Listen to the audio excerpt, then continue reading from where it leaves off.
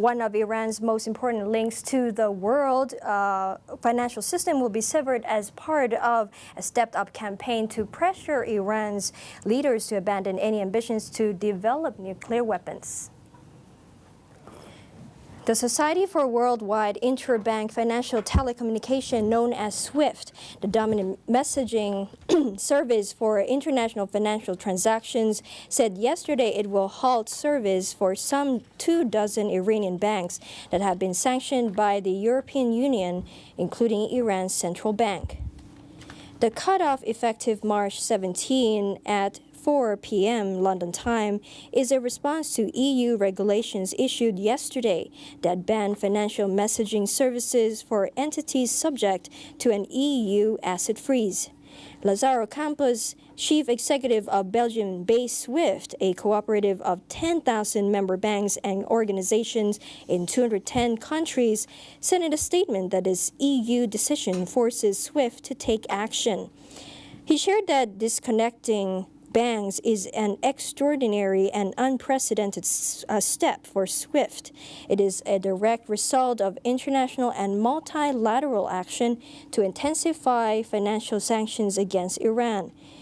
David Cohen, U.S. Undersecretary of Treasury for Terrorism and Financial Intelligence, also said in a statement that SWIFT's decision reflects the growing international consensus that substantially increased pressure is needed to convince the Iranian regime to address the international community's concerns about its illicit nuclear activities.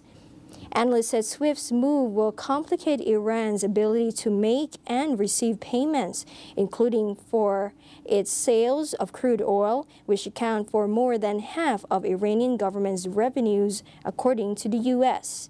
Energy Information Administration and the International Monetary Fund. The Yingluck government appears to be ending its single airport policy due to increasingly serious congestions at Suvarnabhumi International Airport, prompting the Transport Ministry to revive the use of Don Muaung Airport. Passengers have reported more frequent flight delays at Suvarnabhumi, where the number of passengers has topped 51 million per year, exceeding the airport's annual capacity of only 45 million. Transport Minister Jarupong Rungsuwan said it is necessary to turn to Don Muaung, which was reopened recently following a shutdown caused by last year's massive floods. Don Muaung would mainly serve low-cost and domestic flights, while connecting flights will remain at Suvarnabhumi Airport. He said it would take at least 5 years to expand the capacity of Suvarnabhumi. So, during the interim period, it is necessary again to use Don Muaung Airport as a second airport.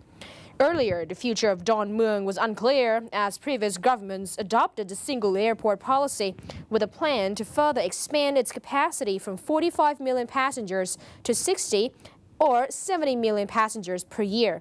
The previous Apisit government tentatively approved a 60 billion baht second stage expansion plan for Suvarnabhumi Airport, but there had been no progress so far.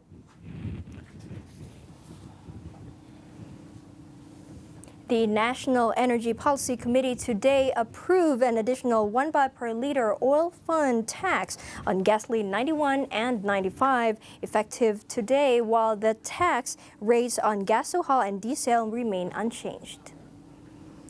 Arak Cholathannonth, the energy minister, said more motorists are expected to use gasohol, a mixture of gasoline and locally produced ethanol, which is cheaper than petrol, while the additional tax on both gasoline 91 and 95 would help reduce the oil fund subsidies by 9 million baht per day.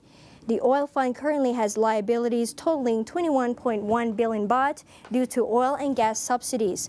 He said the ministry also kept the oil fund tax on diesel unchanged so as to avoid causing more impact on the people's cost of living. In Parliament, the energy minister also told the opposition Democrat Party that the Pheu Thai-led Yingluck government is doing its best to minimize impacts of the rising energy prices on the general public. The government's policy is to float oil and gas prices in accordance with world market prices, which have gone up to winter in Western countries and political tensions in the Middle East.